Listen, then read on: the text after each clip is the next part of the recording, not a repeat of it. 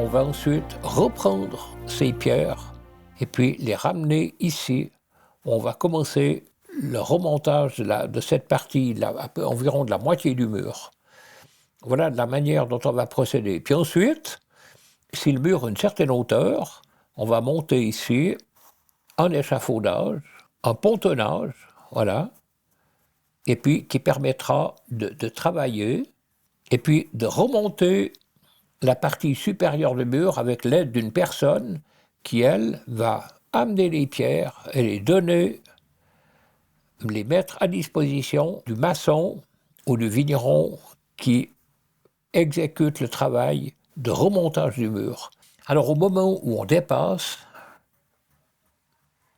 2 fois la hauteur d'un homme, c'est-à-dire environ 3,50 m, la donne change considérablement dans le sens où on est obligé de remonter un échafaudage supérieur, de manière à ce qu'une personne puisse terminer ce mur.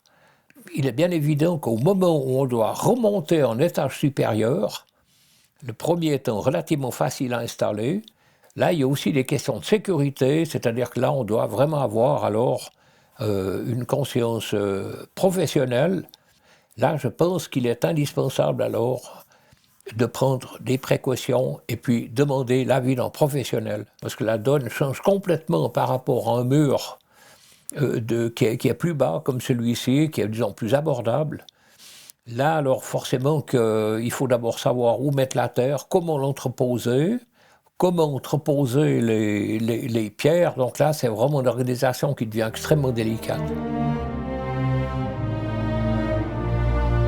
On fait 2 murs, si on veut. On fait le mur extérieur qui doit être un peu joli, et puis on fait le mur intérieur dans lequel on utilise tous ces cailloux qui sont moins bons, des cailloux qui sont gélifs en surface. On utilise ça, quoi. Parce que ce qui compte, c'est que quand on arrive au bout du boulot, qu'on n'ait pas encore des mètres cubes de pierre à évacuer, quoi. Quand on fait un mur en pierre, on utilise le marteau ou le burin seulement pour enlever un petit détail qui nous embête, mais autrement, on ne s'amuse pas à taper au burin, à la massette sur les pierres, essayer de les faire plus petites ou comme ça. Si on ne peut pas faire autrement, une pierre, on l'attaque à la meuleuse à disque avec des disques diamants, parce qu'on n'est plus au Moyen-Âge, alors maintenant on sait qu'on peut couper, mais ça se fait le moins possible. Une fois qu'on s'est dit on va la mettre là, on la met là. On ne va pas enlever, essayer une, remettre, ça n'existe pas. Autrement, on n'avance pas et puis on est cuit, quoi. Modifier une pierre, c'est vraiment lorsque c'est indispensable. Et puis souvent sur une petite partie, on va enlever un angle, simplement pour l'enfiler avec des joints pas trop épais, mais ça se limite à ça. Hein.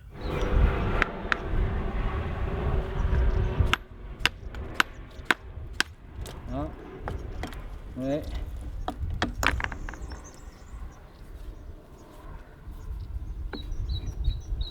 Voilà. Ok.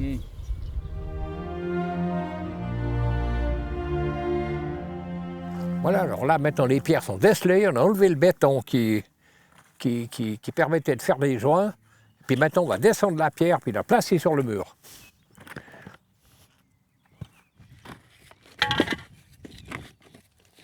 Attends, laisse la baramine. Ouais. Voilà, ouais, c'est bon.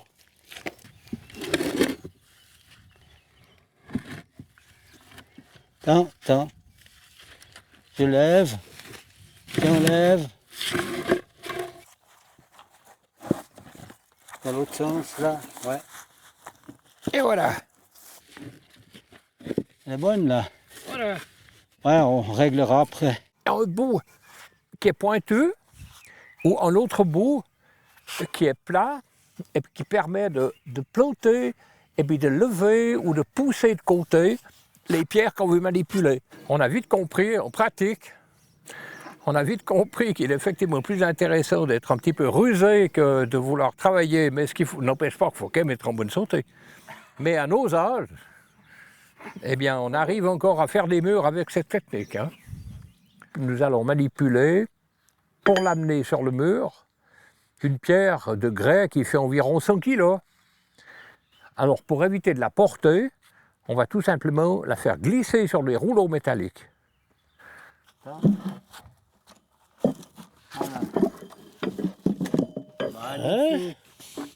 On va la tourner sur le côté.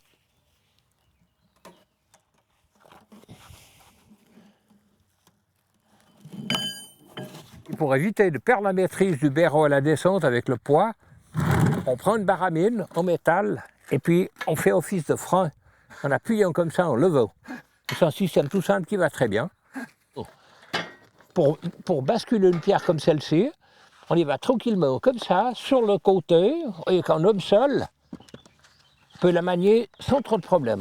On fait comme ça, je l'approche du mur, et puis ensuite, sur une planche de bois, on laisse descendre la pierre. Et voilà. Maintenant, on est prêt pour le dernier round. À l'époque des glaciers, forcément, il y avait des centaines de mètres de glace en dessous de nous avec un poids au centimètre carré qui était énorme. Et puis qu'avec les millions d'années, on solidifiait ces pierres. Alors en fait, les couches sont horizontales. Voilà. Pourquoi? Avec un burin, on peut des fois taper ces pierres et puis en débiter des plaques. Hein. Donc là, au principe, si on tape plusieurs fois là, elle va... Voilà, voyez? Voilà. Voilà. Si on veut la poser, on va la poser comme ça. Voilà. Elle s'est composée comme ça, puis elle a pris, avec les millions d'années, de plus en plus d'épaisseur. La pierre, elle a une veine, les pierres ont de la veine, comme le bois a de la veine. Hein. Voilà. Alors quand on voit une pierre posée à l'envers, ben forcément qu'elle n'est pas juste. Hein. On doit toujours poser les veines à plat. Hein. Si on les pose dans le faux sens, ben elles vont se déliter avec la pression. L'eau peut rentrer à l'intérieur, puis après, elle gèle, et puis les plaques se détachent du mur, quoi. Ça, c'est une ficelle, puis elle est plus ou moins de niveau, mais en fait, on n'est pas au centimètre, hein. Pourvu que la ligne générale soit pas trop comme ça. On choisit une pierre qui a 35-40 cm de hauteur. On en replace une plus loin. Et puis entre deux, ici, on glisse des pierres pour arriver au niveau des deux gros cailloux. Ce qui fait que ça nous permet d'utiliser des gros et des petits. Sinon, on se trouve, on a mis seulement les gros. Puis après, on ne sait plus que faire avec les petits, quoi. En plaçant le rang suivant, on est indépendant du dessous, vu que c'est horizontal partout. Voilà, on voit, on a terminé avec des petits, voilà, des remplissages. Dès qu'on a une pierre, il faut la monter. On utilise toujours des pierres qu'on glisse dedans, avant ou après. On les glisse dedans pour éviter... Parce que ça se voit, il y a des endroits où ça se voit, il y a des joints au mortier qui ont 10 cm, quoi. Puis c'est pas très beau. On pense toujours à la pierre suivante, hein, quand on pose une pierre. Comment est-ce qu'on va mettre la suivante par-dessus ou à côté? Alors on regarde comment sont les joints, puis c'est là qu'on choisit les pierres. On dit, tiens, celle-ci, elle pourrait suivre à celle-ci. Voilà, maintenant, tout à l'heure, on mettra une autre pierre par-dessus, en fonction de la hauteur, pour arriver à cette ficelle. Alors c'est là qu'on fait un mix avec des petites pierres, des grandes pierres, qui n'ont pas de forme, qui n'ont pas de face plate. Elle serait mieux on comme les ça. met derrière. Hein. Voilà. Elle serait mieux comme ça. On va faire du remplissage. C'est comme ça qu'elle était posée avant. On les met en place, après on va les croiser un petit peu, de manière à ce que les joints ne soient pas les uns sur les autres, comme ici. On met une pierre plate, et ici on met deux pierres qui passe par-dessus les joints qui sont dessous. Hein. Ici, bon, voilà, c'est bon, là. c'est là. Mais il ne faudrait pas qu'on en ait 4 comme ça. Parce que ça voudrait dire que s'il y a un problème, ben c'est là que ça va lâcher, quoi. Ouais. Donc là, en fait, ce que je regarde tout le temps, c'est l'alignement de la pierre avec ce qui est en bas et puis ma ficelle qui est là. Parce qu'à l'œil, c'est tout simplement, c'est pas possible. Là, j'essaye de lever un peu plus pour pouvoir mettre du mortier après, dedans, dessous, quoi. Là, ça, je pense, on va laisser celui-là. On va boucher là pour la pose de la pierre. Puis ça, on va laisser 2-3 de ces bricolettes là. Voilà. Bon, celui-là, il est pas assez épais.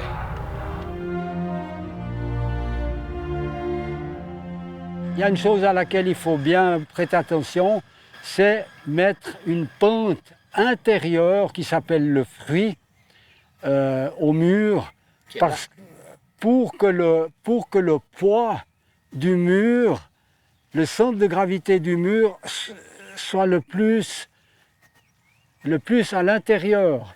Il fait son office c'est un mur poids qui s'appuie contre la terre. Contrer la poussée. Ouais. Oui, parce qu'ici, nous avons des terres très lourdes, argilo-calcaires. Et puis l'argile, en fait, c'est une éponge. Hein? Puis au moment où il pleut, l'argile fonctionne comme une éponge, prend du volume, et puis donc appuie très fort contre le mur.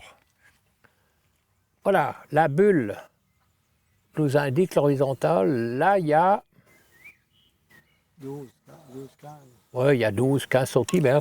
Voilà. Et puis en hauteur. En hauteur, on a 2 mètres. Là. Non, 1,85 m. Oui, il y a 1,60 m. C'est bien qu'on a un petit peu plus que 5%. Il vaut bien avoir plus de fruits, hein? Beaucoup de fruits que pas assez. Hein? Parce que là, alors, vraiment, c'est un gage de sécurité. Hein? Du moment qu'on a choisi notre fruit, donc la pente intérieure, après, c'est à l'œil, quoi. On regarde un peu celle du bas qui a été mise, et puis celle du haut, on la règle plus ou moins avec ça. Là, je travaille à l'œil, mais je m'assure qu'on est vraiment de niveau. Alors maintenant, j'incline un tout petit peu la pierre en avant, côté lac. Je glisse un petit peu de ciment dessous. Comme il y a très très peu d'inclinaison de pierre à retoucher, là je glisse simplement du ciment dessous et ça doit suffire. Voilà. Autrement, on peut mettre des pierres si c'est nécessaire.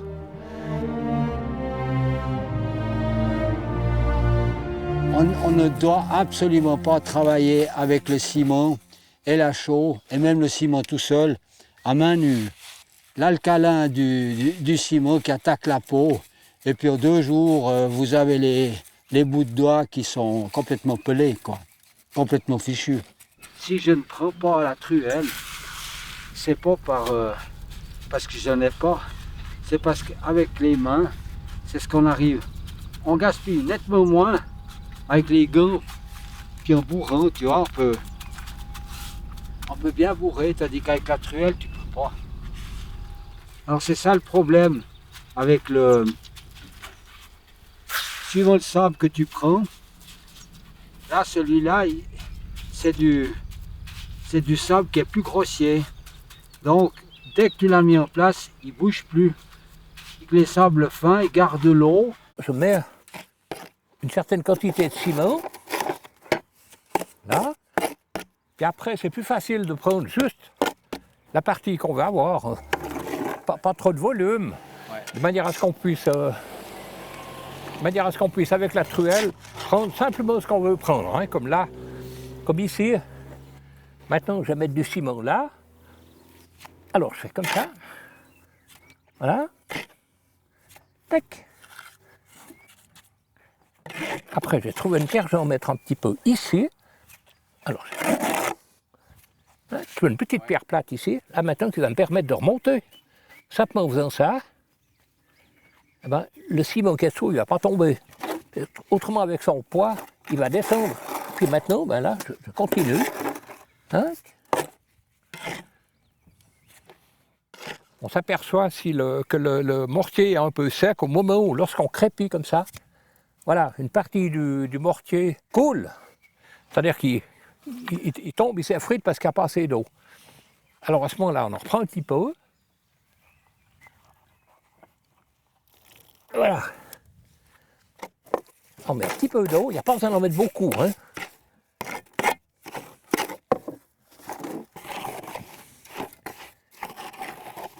On brasse.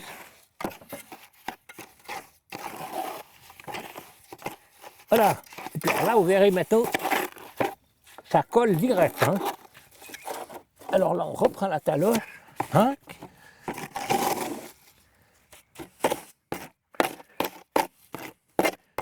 Je fais comme un saucisson. Et puis là, je vise l'endroit et ça tient.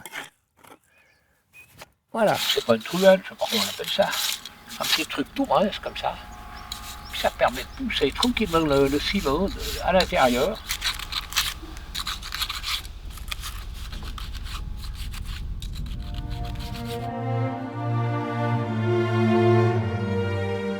Maintenant, quand on monte des murs en maçonnerie, là, comme on le voit ici, vous allez peut-être nous dire, « Eh, vos lézards, qu'est-ce que vous faites des lézards? Où est-ce qu'ils vont aller habiter dans ces murs qui sont jointoyés? » Alors là, on va laisser, non seulement il y a les barbacanes, comme on le disait tout à l'heure, qui laissent passer l'eau, mais on va laisser quelques fentes ouvertes, on le laisse, hein, ouais. qu'on ne va pas garnir de ciment, de manière à ce que les lézards puissent passer et puis aller se mettre à l'abri et à l'ombre dans le mur. Donc vous verrez, on va aller, quand le mur sera terminé, il y a un certain nombre de fentes qui seront laissées.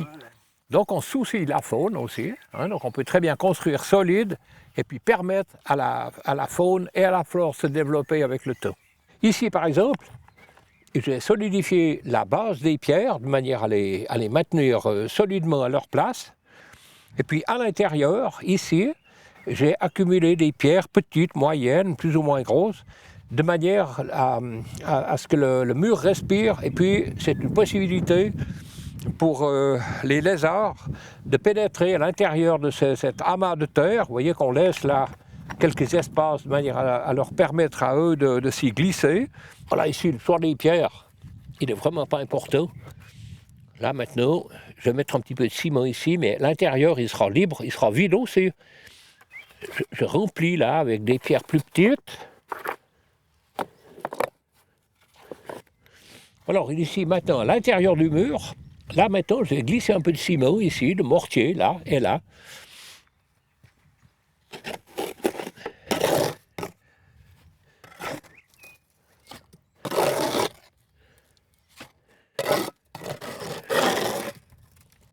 On va laisser ce passage libre, là aussi, de manière à ce que les lézards, par exemple, qui adorent ça, puissent venir se loger là pendant l'hiver ou pendant la journée.